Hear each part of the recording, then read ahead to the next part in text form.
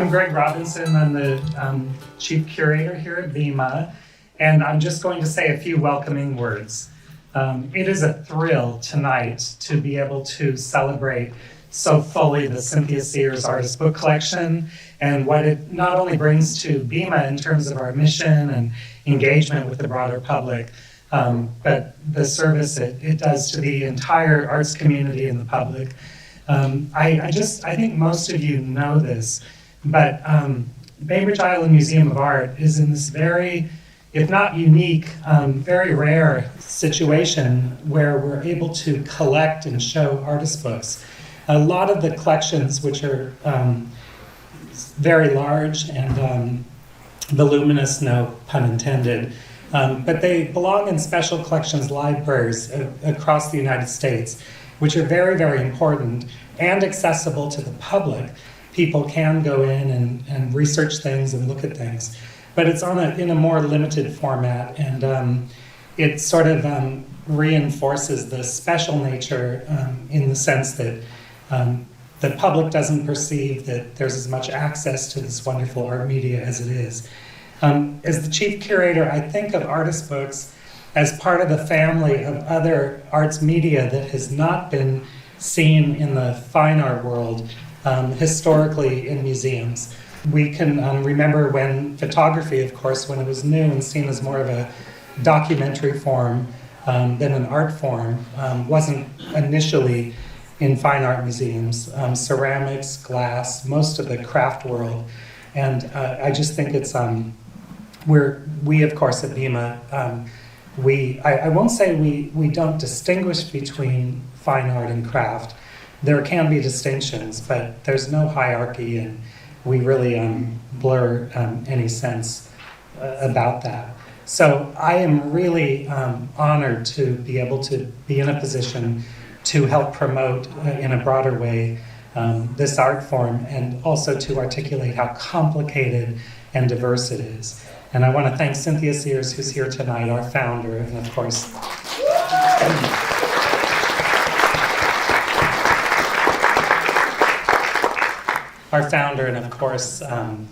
the founder of the Cynthia Sears Artist Book Collection. And I want to thank Catherine Michaels for working so closely with her for now. Catherine, is it a few years? Or? Yeah. And you were helping and advising before that.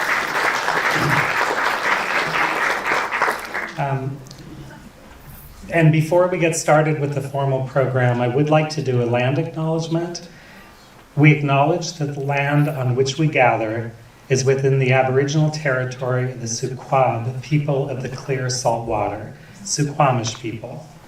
Expert fishers, canoe builders, and basket weavers, the Suquab live in harmony with the land and waterways along Washington's central Salish Sea, as they have for thousands of years.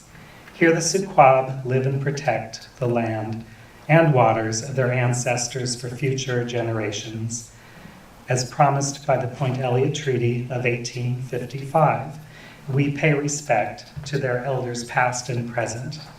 And speaking of present, on the second floor we have the Indigenous Strength and Wellness exhibition, which is the third exhibition the Suquamish tribe has helped us as very formal advisors and funders.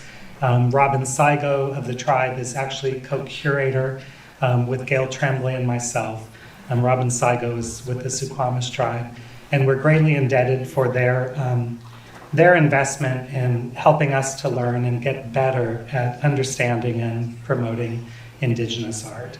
I'd like to introduce Catherine Michaels, and she will introduce Karen Kunc. And Karen, you've had an amazing, just short trip already, but with an opening at Davidson Galleries in Pioneer Square, etc. So it's a real honor to meet you. Thanks for being here.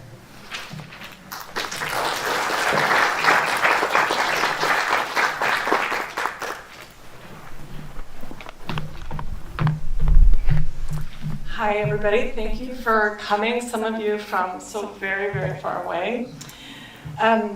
Cynthia and I were thrilled to have brought Karen Kunc to BIMA and to feature her fabulous, masterful printmaking. Her show, Forms and Forces, is the second solo show in the Sherry Grover Gallery. Her show includes artist books and prints, and you'll find 4 of her prints, 2 of them quite large, in the hallway opposite the gallery, if you haven't been up yet. The majority of artist books in the show are from the Cynthia Sears collection, and the ones that are on loan will soon be joining them. We're excited. Karen Kunc is from Omaha, Nebraska. She received a BFA from the University of Nebraska-Lincoln and an MFA from Ohio State University. She has taught workshops around the world, including Mexico, France, Poland, Finland, and Bangladesh, and is a professor emeritus at the University of Nebraska-Lincoln. She is the owner of Constellation Studios, a creative work site for artist residencies, collaborations, and workshops, also in Lincoln, Nebraska. And having visited her place myself, I encourage you to go if you have even the slightest inclination. It's a really amazing place.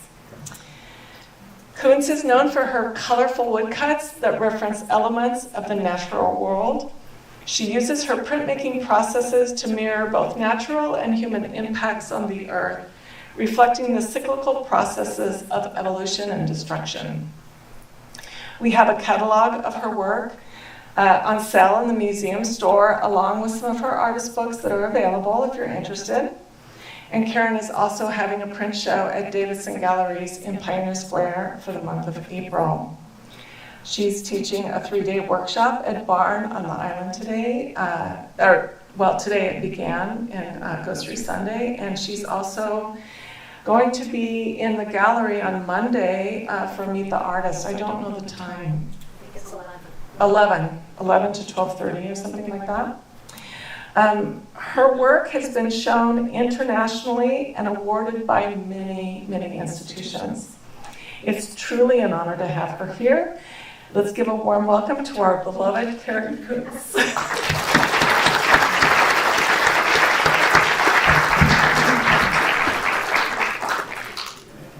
Okay.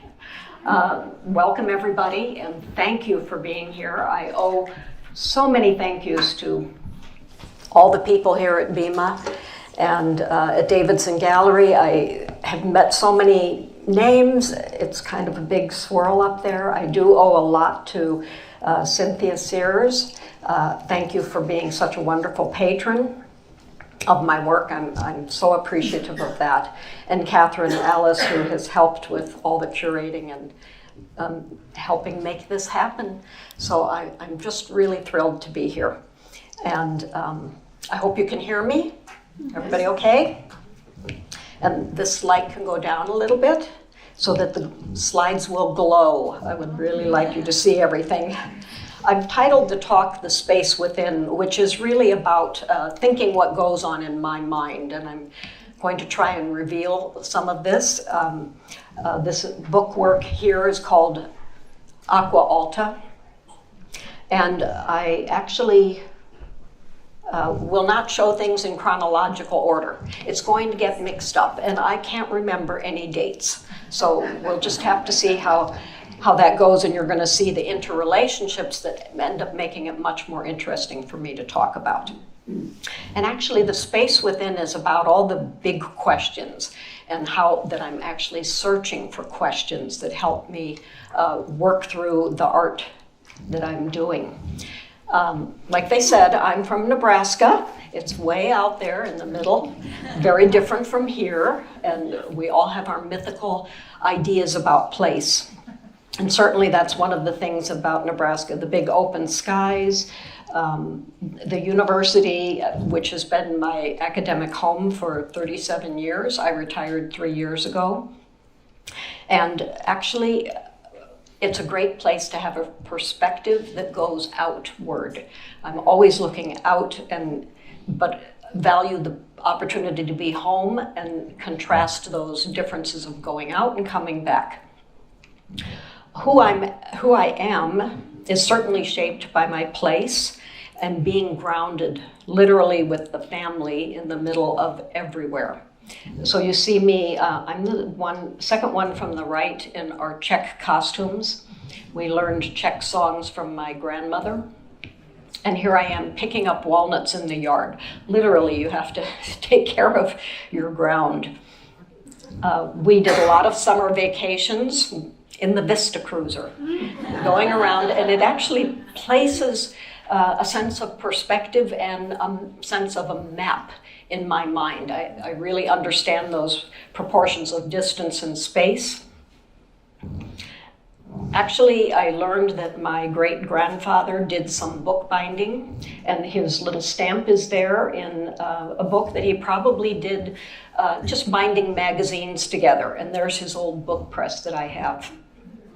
So maybe there's some legacy in that. I grew up in the 60s, 50s, 60s, and certainly that was the time to know about the future, where we were all going to be riding on rockets, weren't we? But actually, my identity as an artist was shaped very early on. Luckily, when I was in third grade, I got art lessons over the summer. And that's in compensation for my sister, a year younger, who was advanced into my class. So I got the reward of art lessons, which I think was really wonderful. So all of those influences, I think, are embedded in my art. You'll see that the 60s pop art, the psychedelics, I had a poster very similar to that in the room. And my first job was to silkscreen Halloween costumes. It was a printmaking job, so I was really thrilled with that. So there's all that costume that's, and the garish quality of some of that modern art, I think, is still in my works. So the road trips really, for family vacations, was about questing, looking for things, having a goal, doing hiking, finding treasures with rock hunting. And there you find the fossils, the petrified wood, canoeing through the Boundary Waters canoe area, finding Indian petroglyphs, and all of that is really about the search for the natural wonders that are already out there. And those things were so beautiful, like the Mexican crazy lace agate that's at the top. I still think those influenced me, the idea of the stones and the rocks. My parents used those finds to make jewelry. And the blue heron is kind of my alter ego. I always needed studios, and of course I had lots of different situations over the years, including studios in basements, garages. We built a metal-sided building, my studio at the university. I had all those places and equipment that I duplicated to be able to work wherever I was at. Up there in the upper left corner, you see me in my ugly duckling phase in high school. But that piece that I'm showing off is actually really significant because it has the fractured sky and all the shapes that I invented. But I know I was influenced and inspired by Charles Demuth's work. So that extensive travel has been something, Catherine mentioned it in my resume, all these opportunities to go and work and teach, travel, exhibit has been incredible. Some of that was driven by being a university professor where you have to publish or perish. But it was wonderful to travel to all these exotic locations and have some art-related business with it, teaching workshops, doing residencies. You see Italy, Bangladesh, Egypt, and the Sandhills in Nebraska, where we took the press out onto the prairie. But all of that teaching was really a work at communication. How do you make an effort to explain things to people over and over again, especially when you're a foreigner in a foreign land? You have to work and struggle with language, and it kind of brings the essence of communication to a really important essence. Now I have Constellation Studios, which I really think is a legacy project. It's something where I brought all my equipment together. It's 9 years old now. I bought a storefront and had it renovated, and it's intended to be an art center where people come to me instead of me going everywhere. It's got beautiful spaces, and my 6 or 7 presses are all there. So my goal is to not have a press leave Nebraska. But the constellation is that metaphor about all this interconnections and networks and all the people I know all around the world. And that connection can happen even if we're not technically side by side. It still can exist. Of course, I had a lot of family support from my family and my late husband, Kenny Walton. Here's his glass, and you can see the aesthetic similarity, can't you? His work is beautiful, hand-blown glass, and we always felt that we were supportive of each other, never critical. So we just said, that's good, keep going. But also the subtle influence would happen by walking through the studio and seeing what he was working on, and he could see things in my work.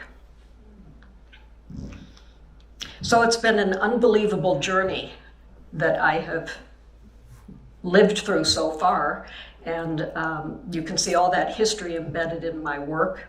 And sometimes I'm just astonished and surprised about what I've done and how far I've gone and how all of that is in these works. These are new works, so you're seeing some of the latest.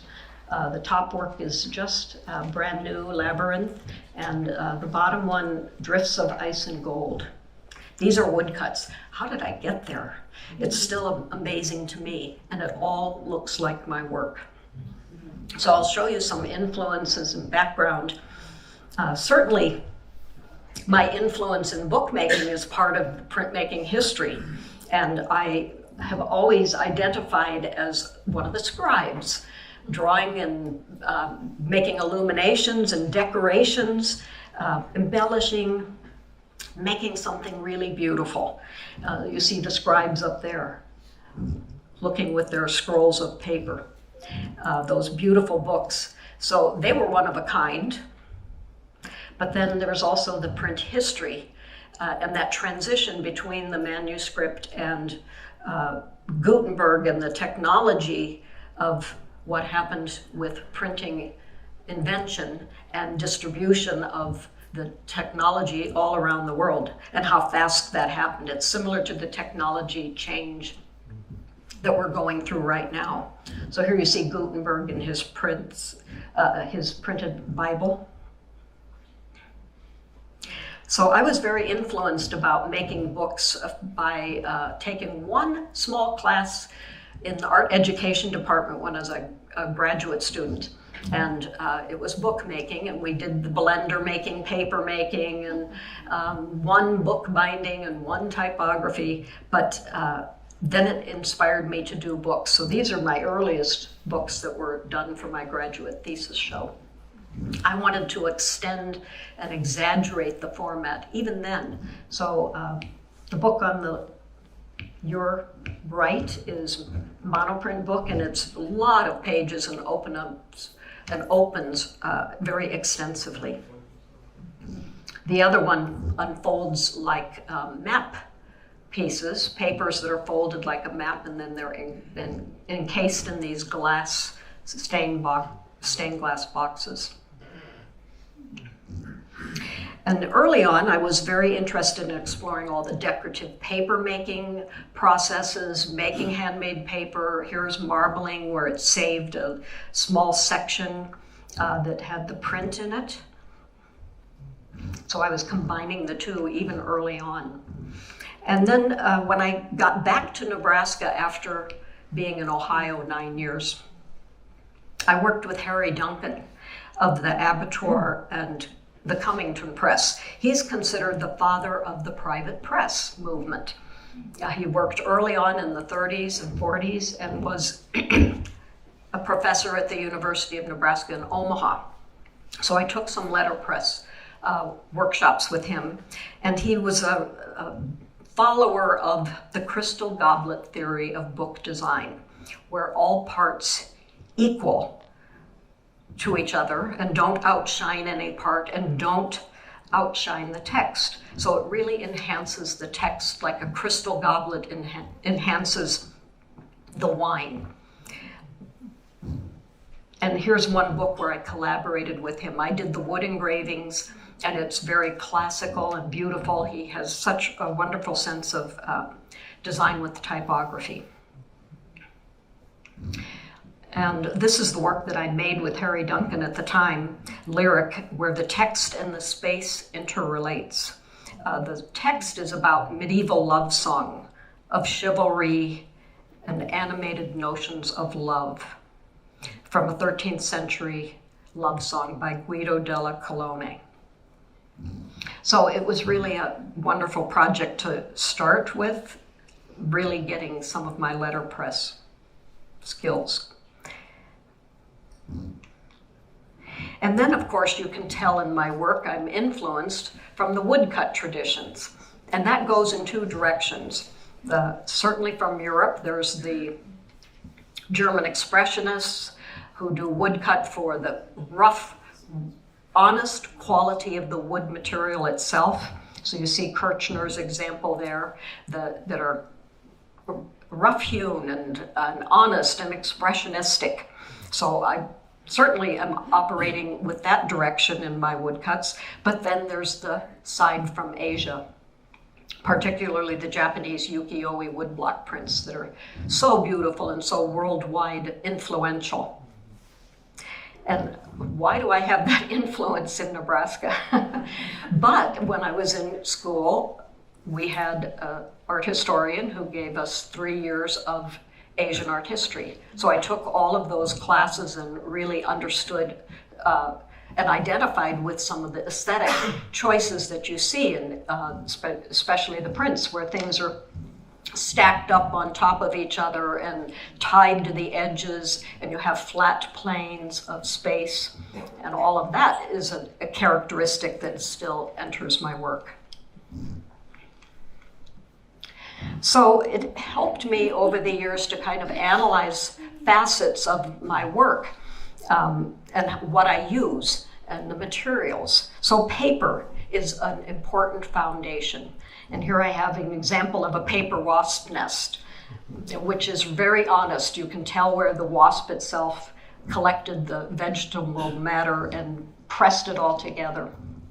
And that's what paper making is that transformation of raw matter, the fibers that get mashed together. But it allowed me to think about interesting papers to print on and where I would find them, and certainly the Japanese papers are influential. That's what the print is on, is a paper called churi that carries the little specks of bark yet in it. And when I was in Japan in the 90s, I think, I don't remember when it was, but I did have a chance to work in a paper mill for a day. And you have to pick out all those little specks of bark to clean the fiber to the level that's acceptable, that we see as beautiful papers now. That's a lot of work, usually done by the grandmothers on their knees. And I had to work with them, and it was really a kind of a meditative experience to focus down on the minutia and the care of making that material. So paper becomes almost like a subject in my work as well. A paper that here is like a house structure, just with the paper walls. The concept of the paper as a carrier is a barrier. It's fragile, but also strong. And some of the paper in my prints, I actually shape it, tear it to a contour. And this print is about that sequencing like prayer flags. And here's ephemera, which is in the exhibition upstairs. One of the facets that I love about printing on this these papers is that it's translucent. And the front and back become very effective and interesting. And when I'm working, I'm seeing the back of the print all the time. So here's a work where I literally used both the front and the back as part of the image.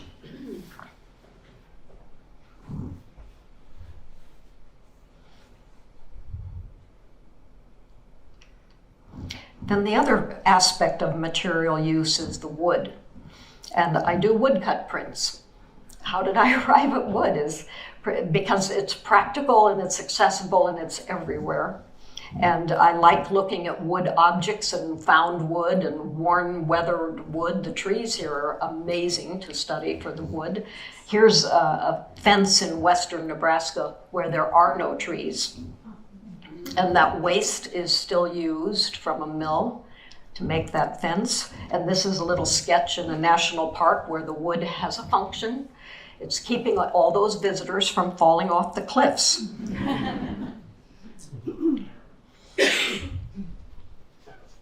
So that wood becomes a subject that I end up using and have played with over many years of different manifestations of the drawing from sketches. Here's two tree forms that have different effects by their weathering and effect of mankind trimming and shaping the branching fate, but the one that's blown in the wind is more natural and growing and also twisted.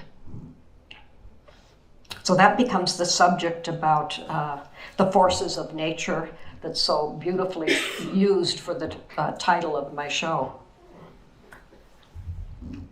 So my process begins with lots of doodles. I scribble and sketch. I'm a great one to doodle while I'm talking on the telephone, thinking, getting my hand moving. You can see some tree forms in some of these sketches. Here's the beginning sketches for the work Ephemera. And up above you see a sketch that I drew in a museum in Iceland. That's the center spread of a saga book.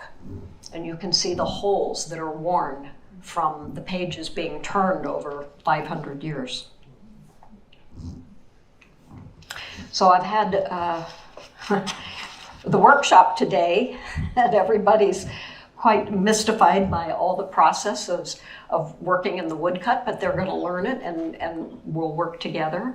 I like to use two wood blocks, even though it's a reduction wood block method, and reduction always means that you're printing and carving and destroying the block as you go along. Usually I do maybe 8 to 12 stages to develop an image and put all the colors and layers on it. And here you can see two blocks that are like a negative positive. But I still carve and destroy the block, but it makes it an efficient way to work. I use a lot of paper stencils that allow me to put the ink through the stencil onto the block, so it's selective inking. And I use an etching press to put the paper onto the block when the ink is on it and run it through the press, which transfers the ink to the paper.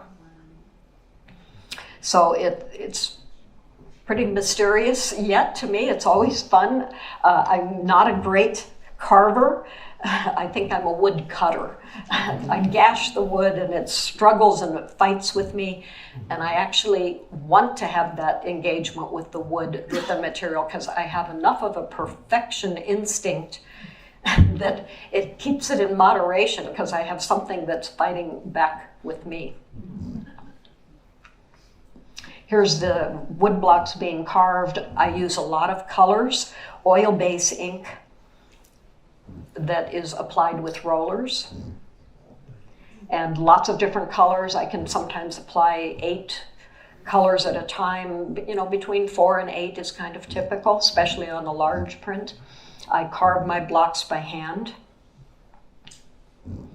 And then you see some more of that applying. And then there's actually a whole aspect of printing that relies on how the ink is used, how it's manipulated, how many blendings and rolling and application as well, while being efficient. That's kind of part of what printmaking is about too, to edit things down so that you can actually make it happen, because you can't do everything. I can't make it look like anything that I could draw or paint, and I don't like to paint, so it always has to happen in the wood block. Once the ink is on the wood, through the stencil, I take the stencil away, and then I manipulate the ink on the surface further by blending out with my hands or fingers or rags, and I'm making gradations and all those glowing, soft passages. That's done by manipulating the ink. You can see how sharp the edges look there, and when I'm done blending it, those edges disappear. And I get to really see the print developing from the inside stages. So you're seeing several works here in process where I'm just concentrating on that one stage, doing that color. I make limited editions, so I have to print however many I want at that stage. I don't know what it's going to look like. I have a guideline of a large sketch, which you see on the wall. So I have time to actually think while I'm working about the next stage and to speculate on how I'm going to carve and cut. And some of that is always a mystery to me, and then I make spontaneous decisions when I'm ready to go to the next stage. Here you see, one time I actually took all the different stages. I don't usually document that. I don't need to document it. I'm just going, the print is the document in a way, but here is the step-by-step stages of the print place naming. And I actually was very interested in the back side of the print also, and put color on the back as well. And you can see all my stencils in the foreground here, and the blocks, the number of blocks that it took to do. So I did actually use more than just 2 blocks. There were 5 blocks. So I addition as I go, and I'm committed to making that addition and finding the best choice and executing the addition. Sometimes I don't make this many. This was done for an exchange project where everybody else made a print the same size, and then we all got to exchange. So that's part of the democratic nature of the print, giving it away, being willing to trade with other people, and it's a gift action that is part of printmaking. You make more than one, they have to go out into the world.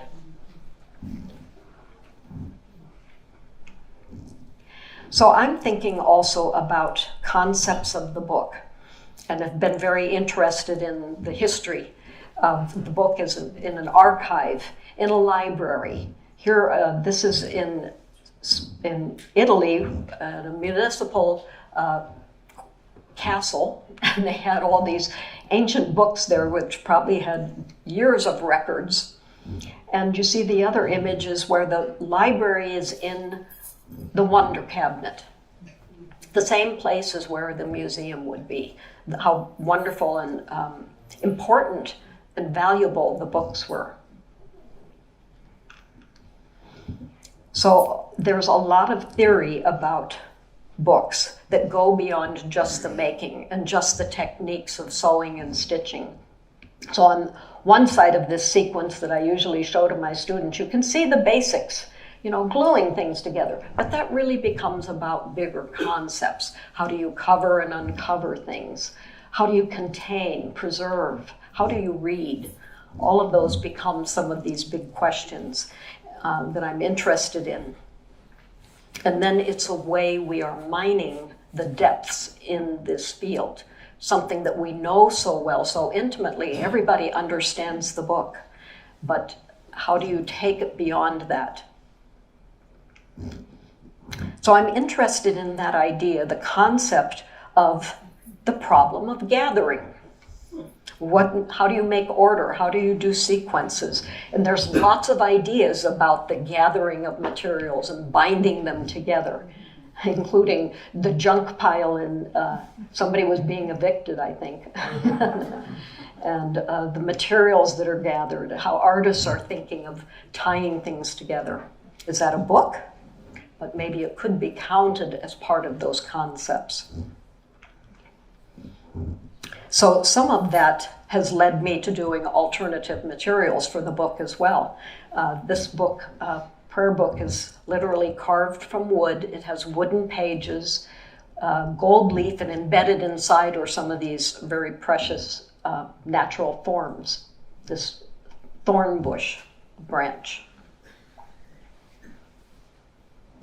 It actually feels great in the hand. I designed it so that it would just fit into my hands.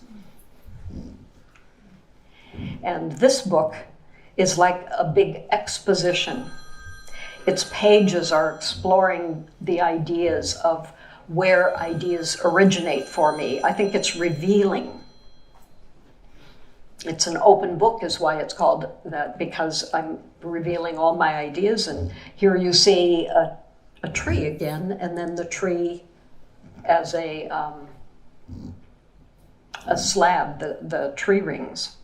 And of course it's done on tree itself, so there's that kind of continuation of that idea. Here's another one that's in the exhibition upstairs. Precious. It's very opulent. The cover is full of gold leaf and luminous paint, and the front cover holds all these precious stones and pieces of silver. And actually, I was equating it to the preciousness of other concepts that are more intangible, like hope, joy, time. That's part of that search within. And Working Riddles is another one that's up there. It's an exploration where I paired my own text. My text is really interesting words that go with another opposite concept, but then they both are related. If you have the working, but the riddle, I can't remember all the other text within it. Another wooden book. And this book trace is made with waxed pages, so they have almost a skin-like feeling, and collage elements and translucency. Evocations is about the hand of the artist. Of course, it's a beautiful poem, but the hands are active. They're shaping materials, they're squeezing, they're dripping, they're pointing, they're making blessings. The hands come from sketches that I made in the museums of all the saints doing things with their hands. It's really a beautiful work.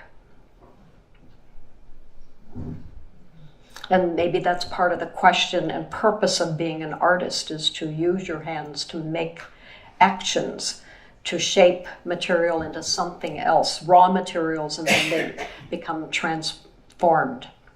And I'm equating that to a garden that finally receives rain. So this is about the idea of space, the concept of space. And really there's an illusion here. Which is the water? Which is the sky? They flatten out. There's reflections. But that illusion becomes very interesting to me. And in my work, I play with that. What makes that happen from the wind, from the light, from distance. And actually, I think that my mental map of all these spaces is greater than actually being able to see it. In Nebraska, I'm very aware of the mountains, the Rocky Mountains. They affect our weather incredibly. And it's 500 miles away, but we understand that direction. So it becomes what is invisible becomes really important. And it's there whether we acknowledge it or not. Often to me, that's about why there's so much empty space in my work, untouched paper. It becomes a formal game that I play with. Is it printed or is it empty? But sometimes that emptiness is actually really significant, like in Island, that land, or in Twain, those empty squares are untouched, but they become the subject. And here's another shaped paper print. It's like looking at architecture. I'm moving through like a memory map, and it becomes like a sanctuary, the temple grounds that you can mentally walk through.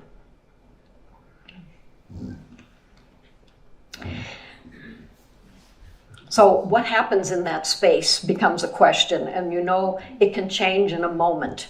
It could be cataclysmic and something happens like a tornado or those storms that have energy and they're powerful, and there's the forces that end up making us feel very small.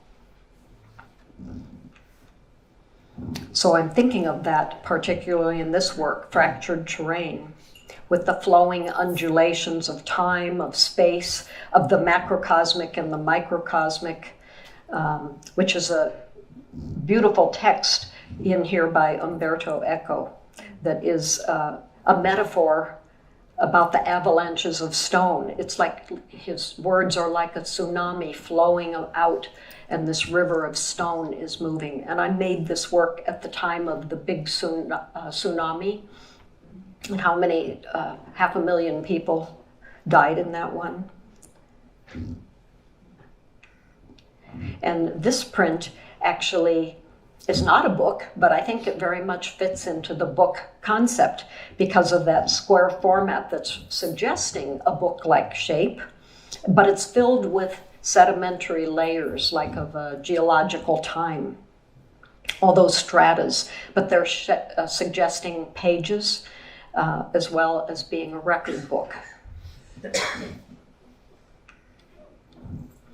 Here's a recent work that is a paper landscape. I collaborated with Helen Hebert, who made the handmade paper with her watermarks in it. And then I did the woodblock printing that responded to those watermarks. And it's very much a light affected work, how you can see through it from both sides, and the front and back become very effective. And a beautiful text that is kind of our back and forth thinking of the concepts of this landscape, the land escaping.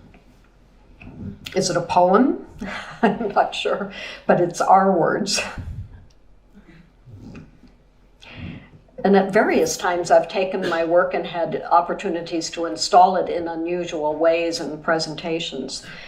These prints are leaning out of the wall as if they're on a bookshelf, but it allows the light to move through them, front and back, and you get the ephemeral quality of the paper itself.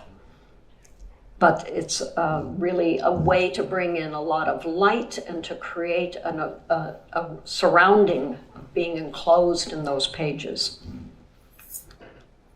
Here's another one of those installations. So this is a different version of the book that I showed you in the very first slide, Aqua Alta. Now it's stretched out. We're looking at the front and back. The light, again, is making you enclosed in an envelope. And then another recent installation was layers of paper, very translucent paper. This is lying on the floor, so I don't have a very good image of it installed on the wall. But it had motions and airflow and currents and floods of gradient colors.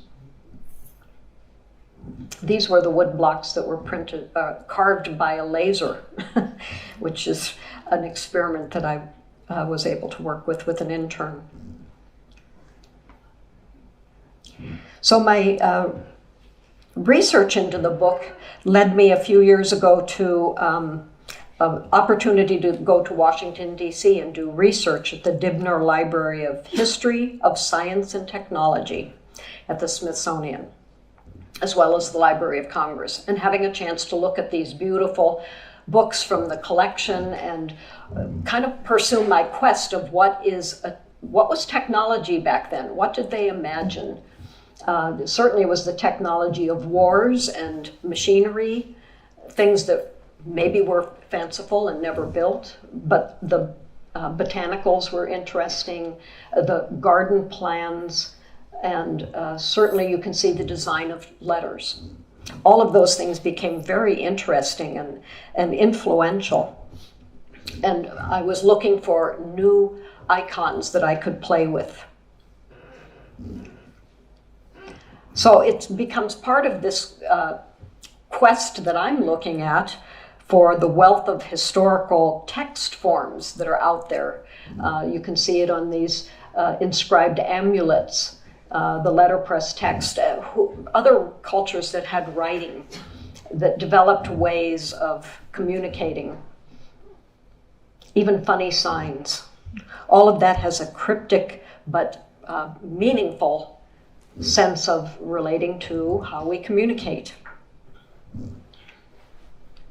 So I'm interested in all those as another source of symbols that we all understand and have seen, including the seismograph and the reeds that tell a mapping of the currents for South Sea Islands and the compass rose. And then now we have other forms of invisible communication that are all these microwaves and textings that are going through us physically.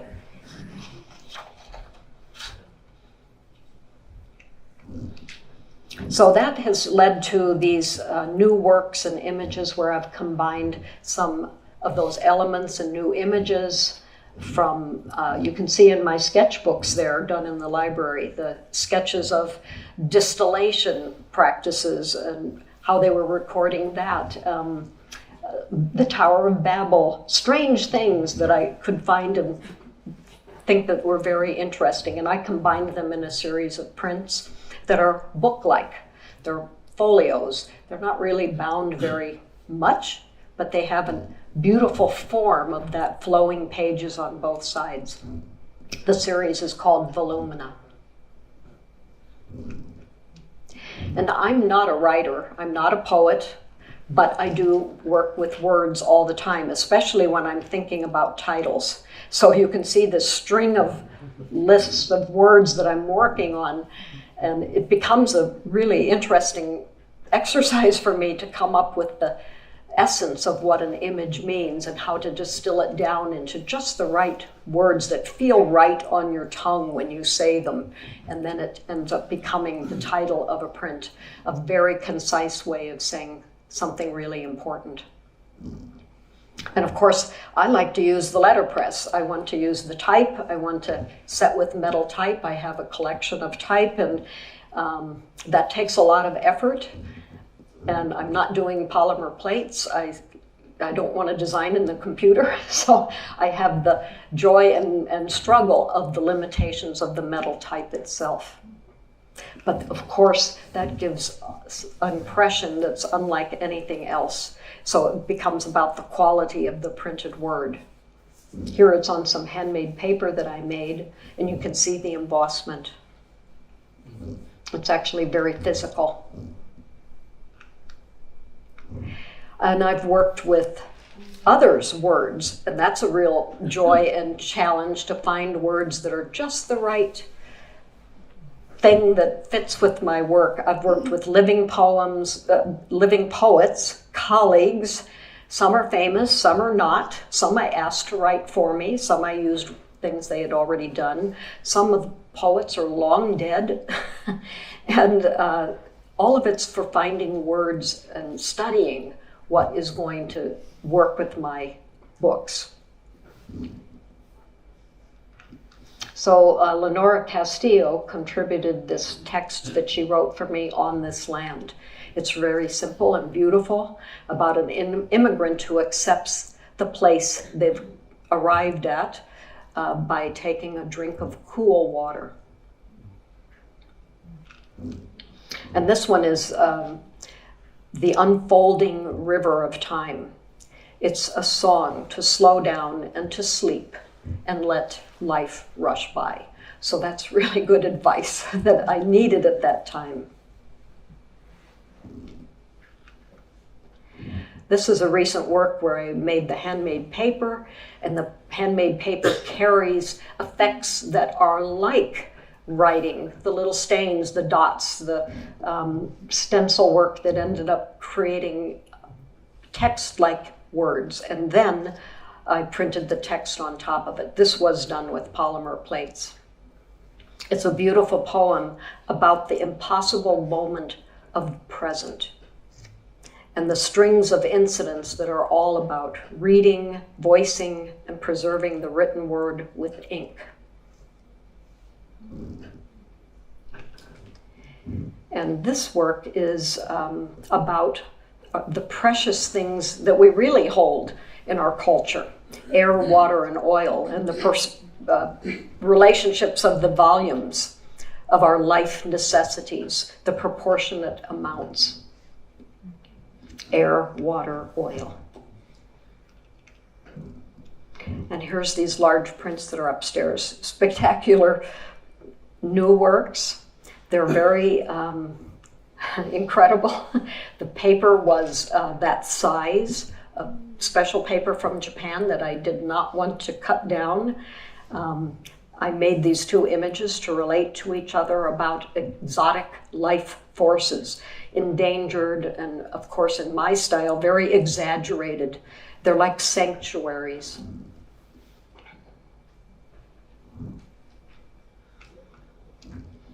And here's the one of the very recent works too, called Release. This I made in honor of my husband who passed away 3 years ago, and all of the wondering that happens, that we do, the waiting and the wondering, and what happens on the other side, the tension, the transitions that's about this metaphor of these curtains. And the poems are by Vasily Kandinsky, the painter, and they're very beautiful and very simple. And it's about that, the tension of when the curtain rises, everybody's so happy. The moment has arrived. The change is there. So it does have a theatrical, tense tension about it. And these are also done recently that follow on that theme of the curtain series. It's the curtains that are drapes, and the presenting another architectural form, and then the detail that could be from the pattern within the curtain fabric itself. It's about what happens next, and I think that's timely for our recent travails through all of the pandemic times. So Constellation Studios in Lincoln, this is the largest work that I've ever made. It's a mural and it's giant. I had to get on the scaffolding and scissors lift, and I had help at the beginning, but I ended up painting most of it because it needed my touch and brush strokes and blendings. It was really fun, but very hard work. And it's spectacular. But it makes a good landmark. It's right there on the entranceway to downtown Lincoln, and it makes a notice that there's an artist living here. So I've made Constellation Studios as a permanent place for me to work within, and as I said, a legacy project. It's meant for everybody to come and use it as a community print center. That's going to take some time. It takes a while to build that audience. But I have exhibitions, paper-making studios, internships, and artist in residencies. You're all invited. Come and see me. And I work with artists, too, to help them make their prints. And here's some details from the studio. It's equipment heavy. I have a lot of presses. And now I have board shears and a guillotine, my type collection,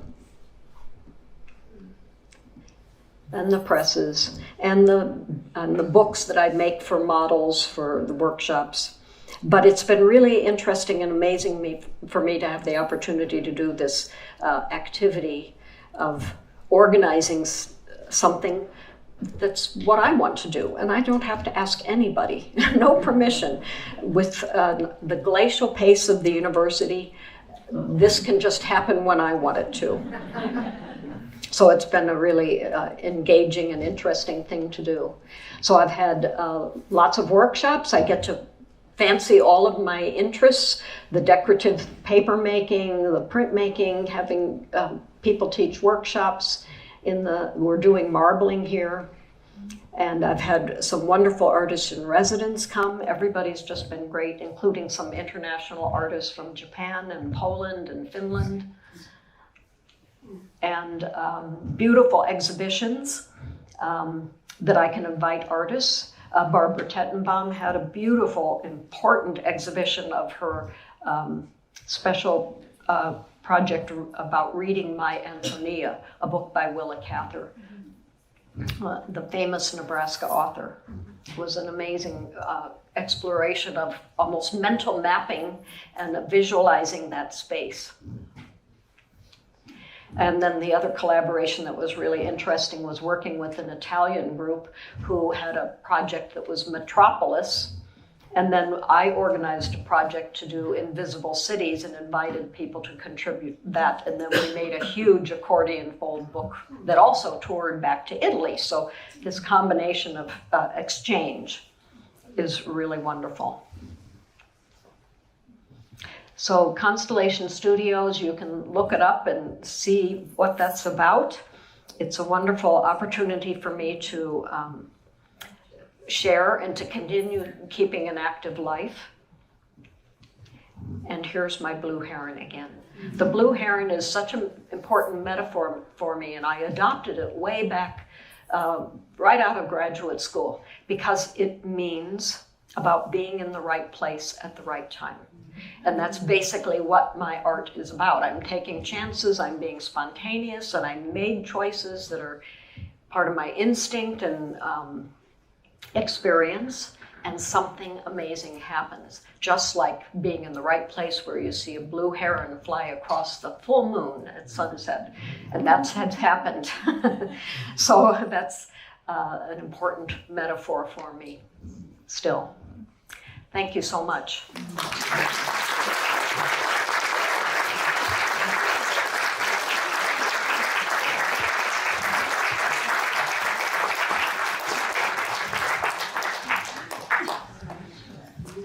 I think we have time for some questions, or are we running out of time? Do we have time? Yeah, we have time for some questions, and Becky has a microphone if you want to raise your hand, if you want to ask Karen questions. Or Quincy also has a microphone.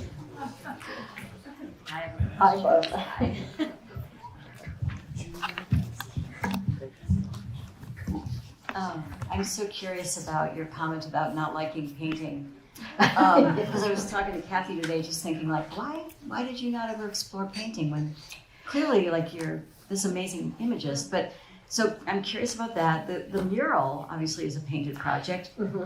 And then the sort of the segue question in there is like, what does the printmaking process uniquely offer you as an image maker?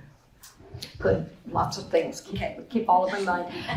Actually, when I was in school, in undergraduate school, I did as much painting as I did printmaking, as I did ceramics. And I had to choose. And I chose printmaking because there were less people. And it was a place you could be quiet and learn from the people around you. And I'm very shy, I could be quiet, and having that community, an automatic community, sharing everything was a really wonderful choice. But it also is because it suits my aesthetic. And I realized that at the time too, that I make lines, I'm a line maker. And painting is not about line. It works best in prints, and you have a translation that making your marks in printmaking can enhance and offer something that makes it a unique mark. My brush strokes in a painting looked like anybody else's, nothing special. And I can't paint with all of the details that I can do in a woodcut and all that. The layering and the surprise marks, it would be too laborious. And I actually work very spontaneously, but the print slows it down and captures that and gives it back in a different way. So I've thought about it a lot all these years, especially laboring over things. Why am I doing this? But it's really my language. not painting. I do a little bit of watercolor sometimes, and lately I've been doing some handmade paper that has some stencil work and lots of color, but it all needs a little bit of brush work to kind of refine it. And so that's been fun, but it has something that kind of set the stage for that painting marks. But does that help? Yeah. Yeah.